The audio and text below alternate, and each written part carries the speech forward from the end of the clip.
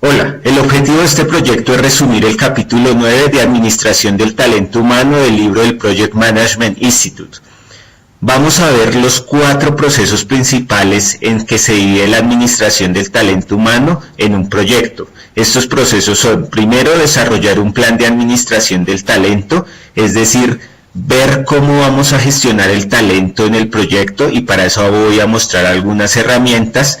El segundo punto tiene que ver con adquirir el equipo humano, ya sea al interior o al exterior de la organización.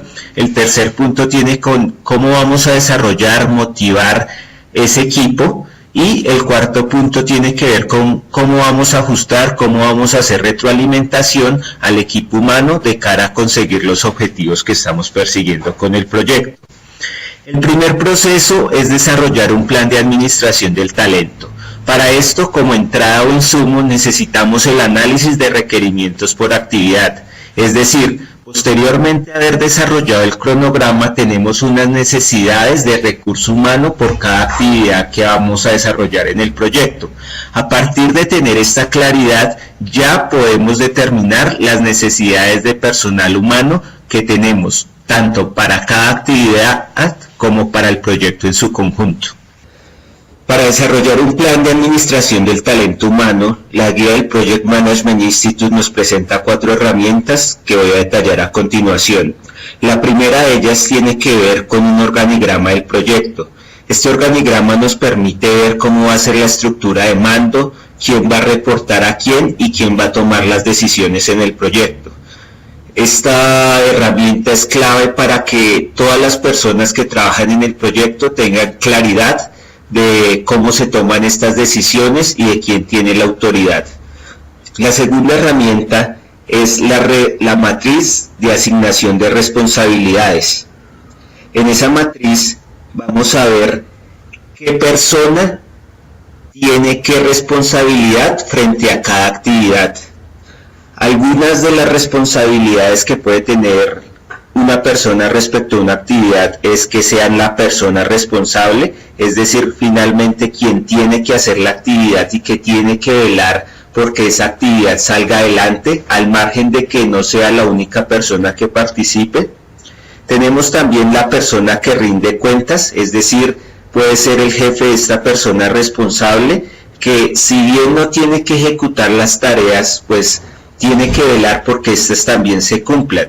Podemos tener personas consultadas o personas informadas, así como también otras responsabilidades que nosotros consideremos pertinentes.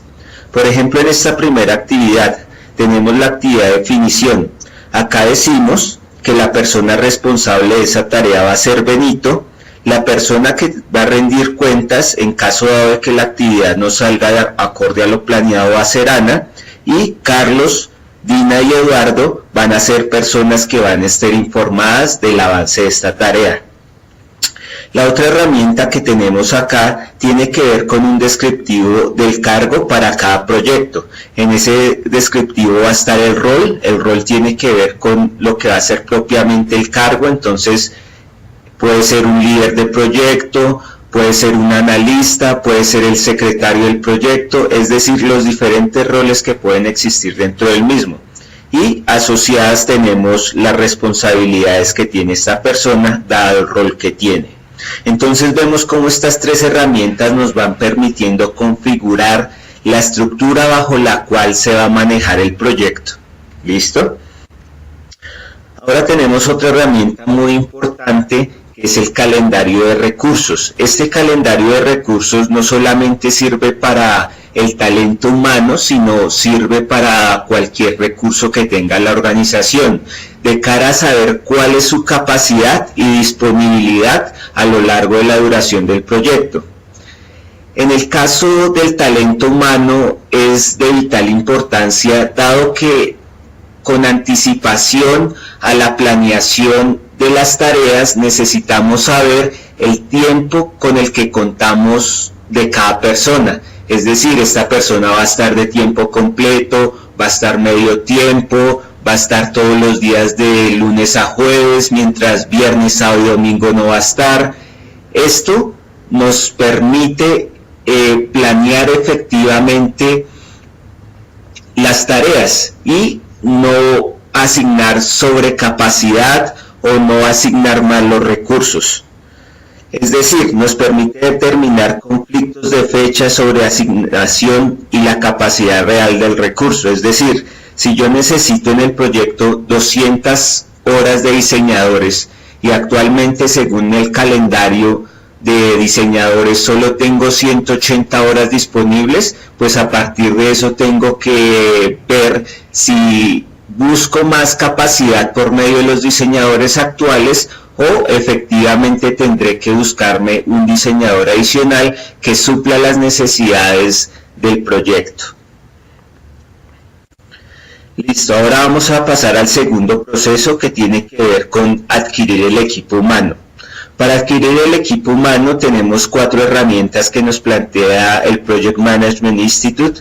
La primera de ellas es la preasignación, es decir, los proyectos no surgen de la nada, muchas veces surgen de una organización base. Esa organización base tiene o cuenta con una serie de personas y la preasignación tiene que ver con, bueno, de estas personas que tiene la organización, yo considero que determinadas personas me pueden ayudar a mi proyecto, entonces yo las preasigno, es decir, antes de empezar el proyecto, cuento con que voy a tener disponibilidad de estas personas.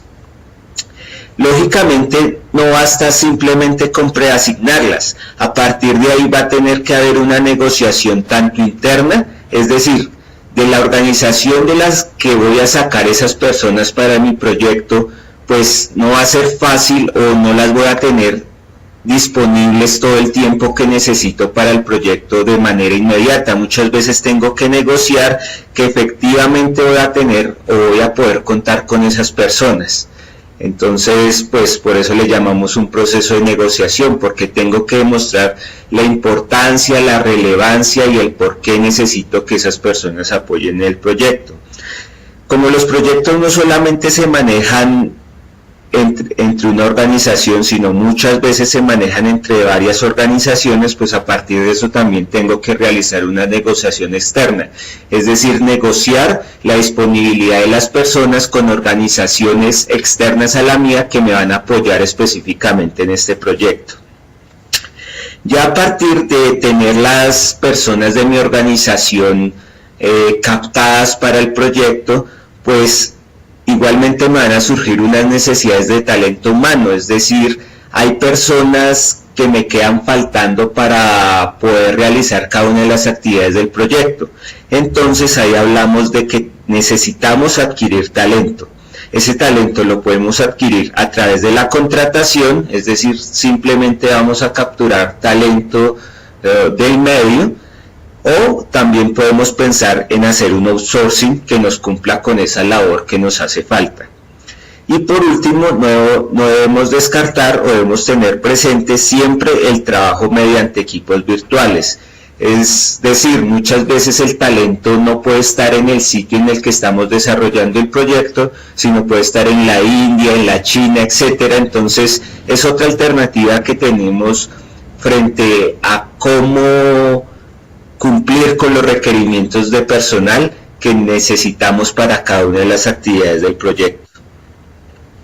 El tercer punto tiene que ver con desarrollar el equipo, es decir, ya el equipo sabe qué tareas tiene que hacer, pero simplemente no podemos soltarle el cronograma de actividades y esperar que se cumplan. Tenemos que mantener, motivar, liderar e inspirar a estos equipos para que tengan un alto desempeño. Algunas de las herramientas que nos plantea el Project Management Institute para asegurar esto es, primero, como gerentes de proyecto, como líderes y como colaboradores del mismo, pues siempre tenemos que pensar de que estamos tratando con personas y tenemos que tener un nivel de empatía, de influencia, de creatividad para asegurar que haya un clima laboral que al final garantice que el proyecto salga adelante.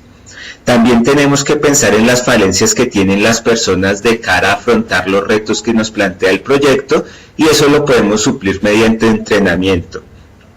Y finalmente tenemos es necesario siempre plantear actividades de construcción colectiva, es decir, mecanismos mediante los cuales los grupos de la organización puedan tomar decisiones, generar ideas de manera colectiva. de tal forma que esa generación de propuestas no esté en la cabeza de una sola persona, sino sea tomada en consenso por un grupo, de tal manera que se generen mejores ideas y que las personas se sientan partícipes del desarrollo del proyecto. Esto es cuando se pueda manejar y para ciertas tareas. También es muy clave tener reglas claras de juego para que las personas no sientan de que se tienen favoritismos o de que no hay un conducto regular. Y finalmente también tener claro el tema de reconocimientos. No solamente debemos pensar en los castigos, sino también en cómo podemos estimular a las personas a que saquen sus proyectos adelante y pues darles un reconocimiento por eso. El último punto tiene que ver con manejar el equipo humano, entendido como todos aquellos ajustes y retroalimentación que deben dársele a los equipos y a las personas de tal manera de asegurar que vamos a alcanzar el objetivo que persigue el proyecto. Algunas de las herramientas que tenemos para lograr tal fin son observar y conversar, es decir, tener feedback permanente con estas personas que están realizando el proyecto, entender sus necesidades, entender cómo como líderes podemos apoyarlos a que alcancen sus objetivos y tener empatía hacia ellos y hacer los ajustes que haya que hacer, entendiendo un poco esas necesidades que tienen estas personas. Otra herramienta es la evaluación del desempeño del proyecto, más enfocada hacia las personas, es decir, si no estamos alcanzando los objetivos, tiene que ver o con una mala planificación del proyecto o con que las personas no están siendo precisas en la ejecución. Entonces tenemos que detectar los errores humanos, dar retroalimentación y corregir para mejorar y para finalmente alcanzar el objetivo que estamos persiguiendo. Como es por todos sabidos, también se van a presentar conflictos en el proyecto. Respecto a estos conflictos se pueden adoptar diversas posturas. Una de ellas es evitar, otras simplemente acomodarse a esa situación y no tratar de hurgar en la herida, sino simplemente llegar a puntos de consenso. Otra medida ya es generar compromisos hasta que podemos llegar a simplemente forzar a que una persona haga algo en base a la autoridad. Y ya tenemos posiciones un poco más de concertación, como es colaborar. Entonces lo que se busca es de todas maneras gestionar el conflicto. El conflicto surge y lo podemos ver como un problema o como una oportunidad. Lo importante es verlo como una oportunidad y a través del conflicto buscar mejoras en la gestión del proyecto y que las personas sepan de que el conflicto se resolvió y que tienen que seguir adelante para cumplir con sus compromisos. Y finalmente tomar decisiones cuando haya que tomarlas de cara en últimas a que el proyecto, que es la razón por la cual este grupo de personas está reunidas, salga adelante. Espero este video les haya gustado y quedo atento a sus recomendaciones y sugerencias. Gracias.